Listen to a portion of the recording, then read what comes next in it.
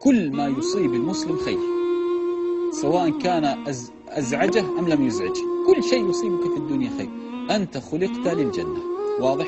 وأحيانا الله عز وجل يرسل عليك البلايا لتنعم بها في الآخرة. لهذا أعطيك مثال، يعني كمثال بسيط، الكلام الذي يؤذيك في الدنيا، أعيد، الكلام الذي يؤذيك في الدنيا، والله فلان قال عنك كذا، فلان قال عنك، فلانة قالت كذا، الكلام الذي يؤذيك هذا في الدنيا هو الذي سيسعدك في الآخرة، واضح؟ المصائب التي أصابتك في صحتك وأذك، هذه المصائب ستسعدك في الآخرة. لهذا الذي ينظر لآخرته لا يكترث في حياته في الدنيا، واضح؟ الذي ينظر لآخرته لا يكترث في حياته مهما أصابه. وأنت تريد أن تعيش ملكا؟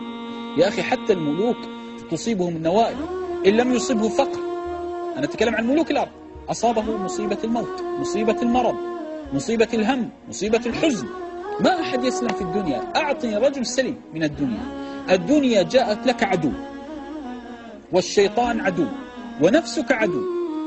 هؤلاء الثلاثة، بل إن من الإنس عدو، شياطين الإنس يريدون أن يصدونك عن الحياة الآخرة. لهذا أنت لا تظن أن الدنيا ستسلم فيها، بالعكس، أكثر الناس وثوقا في الدنيا أكثرهم الدنيا له غدر.